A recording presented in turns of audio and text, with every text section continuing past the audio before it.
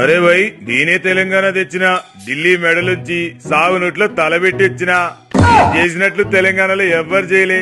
నీకేం తెలియదు ఈ నుండి.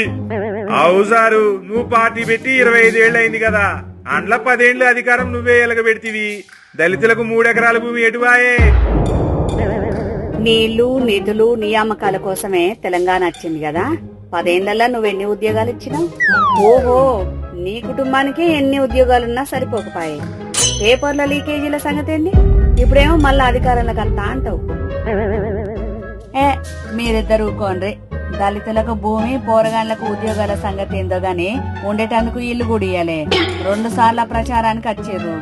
అడిగితే రేపటికిత్తాం మాపటికిత్తాం అని చెప్పిర్రు. ఇదేనా మీరు తెలంగాణకు చేసింది? హైదరాబాద్ గురించి ఏందో చెబుతున్నావు. ఎన్ని కబ్జాలు చేసినరో మాకు తెలుసు, ఎన్ని దందాలు చేసినరో మాకు తెలుసు, డ్రగ్స్ కేసులు ఏమైనాయో మాకు తెలుసు, ఎవరిని ఎట్లా బెదిరించినరో అన్నీ తెలుసు.